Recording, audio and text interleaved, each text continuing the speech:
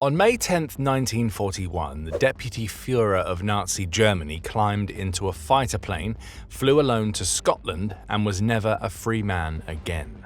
He was captured within hours. His wife and young son did not know he was going. What Rudolf Hess did that night has inspired biographies, films, and conspiracy theories for 80 years. What his family did next is a story almost no one tells. Ilse Hess was in Munich on the evening of May 10, 1941, when she learned her husband had flown to Scotland. She was 40 years old. Their son, Wolf Rüdiger, nicknamed Buzz, was 3. Within 48 hours, Berlin denounced Rudolf Hess as mentally ill, erased his position as deputy Führer, and left Ilse the wife of a man the regime no longer recognized. The husband was still alive. The marriage, in every sense the state understood, was over. Hess had taken off alone that evening from the Augsburg-Haunstetten airfield in a Messerschmitt Bf-110, intending to negotiate peace with Britain. The mission was unauthorized. His parachute landed near Eaglesham in the dark, and by the time British forces reached him, the German government was already scrambling to contain the damage. Ilse learned the details piece by piece from contradictory official statements and whispers within the party. She packed what she could and moved with the boy to the family's country house at Bad Oberdorf, a spa village in the Allgäu Alps near Hinterland. The decision was partly practical. Munich was exposed to Allied bombing, and partly political. With her husband publicly disowned, the Hess name no longer offered protection. She lived quietly there for the remainder of the war while Rudolf was held in British custody at secure locations, most notably Mayndiff Court in Wales. She saw him only through photographs. When Germany surrendered in May 1945, Hess was transferred to Nuremberg for trial before the International Military Tribunal. On October 1, 1946, the tribunal convicted him on counts of crimes against peace and conspiracy. 12 of his co-defendants received death sentences. Hess was sentenced to life imprisonment. On July 18, 1947, he was transferred with 6 other convicted men to Spandau prison in the British sector of West Berlin, administered jointly by the United States, Britain, France, and the Soviet Union. Ilse's own situation had already collapsed. On June 3, 1947, she was arrested with all the wives of the Nuremberg defendants and sent to the internment camp at Augsburg-Göggingen. Wolf Rüdiger, now 9, was sent to live with an aunt. He attended school under a name that teachers recognized and classmates whispered about.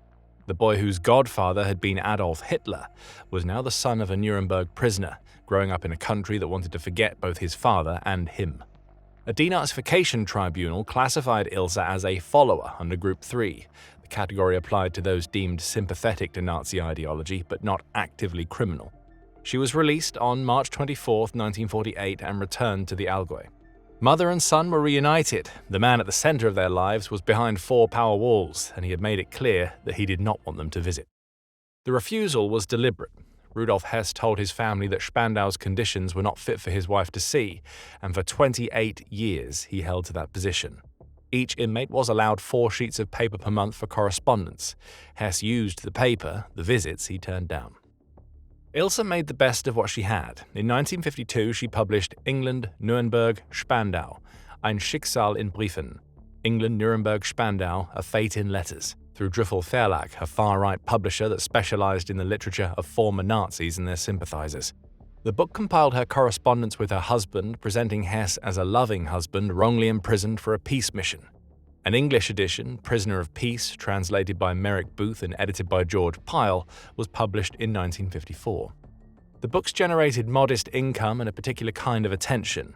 In 1955, Ilse opened a pension in Galenberg, a small district of Bad Hinterland in the Allgäu. She ran the guest house for years, receiving guests who ranged from ordinary holidaymakers to far-right sympathizers who corresponded with her about her husband's case. Among her long-term correspondents was Winifred Wagner, the former Bayreuth Festival director who had been a close friend of Hitler and never renounced that loyalty. Wolf Rüdiger grew up against this backdrop. He enrolled at the Technical University of Munich in the mid-1950s and qualified as an architect in 1961. He built a private practice and started a family of his own with his wife Andrea. In the years before he began campaigning publicly, he tried to keep his professional work separate from his father's name, a line that would not hold.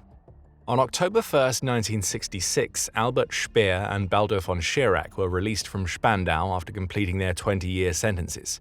Rudolf Hess was left alone. The 600-cell prison continued to operate for its single inmate at an annual cost of 800,000 Deutschmarks. For 46 years, Hess would sit in Allied custody. His wife and son spent those years trying to get him out. When they finally succeeded, he was already dead. In 1967, Wolf Rüdiger began a formal public campaign for his father's release. He gave interviews to the Western press, lobbied politicians, and argued that a 73-year-old man in solitary confinement had served his sentence several times over. Ilse filed an application with the European Commission of Human Rights. The British, French, and American governments gave signs of sympathy. The Soviet Union blocked every proposal. Spandau's existence in the western sector of Berlin gave Moscow a political foothold in the city, and they were not giving it up for one aging prisoner. By 1969, the family had campaigned for 2 years without once being allowed in the room with the man they were fighting for. In December 1969, Rudolf Hess was admitted to the British military hospital in West Berlin with a perforated ulcer.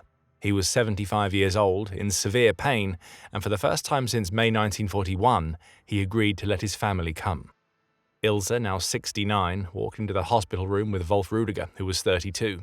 The father he remembered was a photograph. The man in the bed was 28 years older than the one who had climbed into the Messerschmitt at Augsburg. After he recovered, Hess permitted regular visits for the first time. The routine was strict. Family members were allowed 30 minutes per month, separated from the prisoner by a chest-high partition. No physical contact was permitted. A guard stood throughout, and topics were monitored.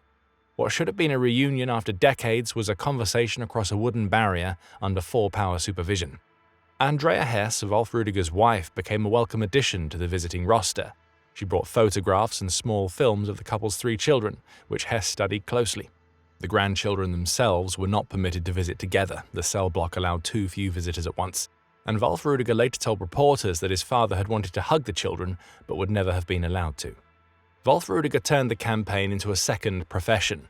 He gave press conferences in Munich, wrote to heads of state, and used every anniversary as an opportunity to press for his father's release. In 1974, as Hess's 80th birthday approached, US President Richard Nixon expressed private support for release on humanitarian grounds. British Foreign Office files, declassified in 2007, showed that London had supported release for years. Every attempt ran into the same wall. The Soviet Union refused. And because Spandau was administered by all 4 powers, one veto was enough. On April 26, 1984, Hess celebrated his 90th birthday inside Spandau. Wolf Rüdiger visited for an hour and told waiting reporters his father was in good humor and had declared he would aim for 100. 50 well-wishers gathered outside the red brick walls with flowers. West German and Allied diplomats discussed release again. Moscow said no again. On August 17, 1987, Hess was found dead in a summer house that had been set up in the prison garden as a reading room. He was 93 years old. An electrical extension cable had been strung over a window latch, and a short note addressed to his family was found in his pocket, thanking them for all they had done. He was pronounced dead at the British military hospital at 4:10 p.m. Spandau's only prisoner was gone, and his family had one last fight left. Within days of the death, Wolf Rüdiger rejected the official account. He and family lawyer Alfred Seidel, who had defended Hess at Nuremberg, argued that a 93-year-old man too frail to tie his own shoes could not have hanged himself with an extension cable. On August 21, 1987, Seidel arranged a second autopsy at the Forensic Medicine Institute at the University of Munich.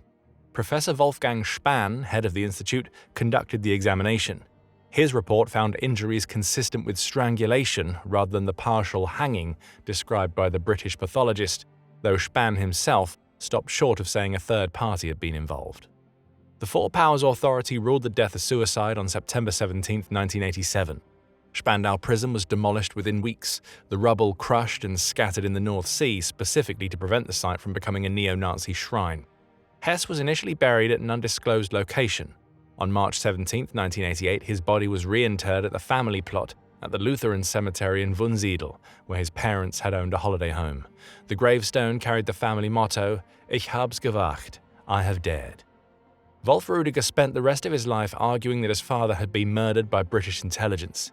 He wrote 3 books advancing the theory: Mein Vater Rudolf Hess in 1986, Mord an Rudolf Hess in 1989, and Rudolf Hess, Ich bereue nichts in 1994. He headed the Rudolf Hess Gesellschaft, a memorial society that operated at the edge of Germany's organized far right. He rejected the neo-Nazi label for himself, but its annual gatherings drew exactly the audience his books were written for. In 2007, 6 years after his death, declassified British files showed the opposite of everything he had campaigned on. London had been pushing for Hess's release for years. The Soviets had blocked it. The murder plot he had spent 4 decades constructing had no documentary foundation at all. Ilse Hess died in Munich on September 7, 1995, at the age of 95. She was buried beside her husband at Wunsiedel. Wolf Rudiger died of a stroke in a Munich hospital on October 24, 2001, aged 63, survived by Andrea and their 3 children, including a son, Wolf Andreas Hess. By then, the Wunsiedel grave had become Germany's most visited neo-Nazi pilgrimage site, drawing thousands of marchers each August on the anniversary of Hess's death. In 2005, the Bundestag amended the incitement law specifically to ban the annual marches. The Wunsiedel Parish Council refused to renew the grave's lease when it expired in 2011. After a legal challenge by Hess's granddaughter, the family eventually agreed. On July 20, 2011, the grave was opened at dawn. The remains were cremated and the ashes scattered at sea by family members. The gravestone was destroyed. In 2019, DNA testing by researchers at the University of Salzburg confirmed with 99.99% certainty that the Spandau prisoner had been Rudolf Hess. The body double theory had been the one conspiracy his son never wrote a book about. By 2019, science had closed that door too. Thanks for watching. For more on the families of senior Nazi figures after the war, check out the other videos on the channel. Like this video, subscribe, and hit the bell for more history inside. And we'll see you in the next one.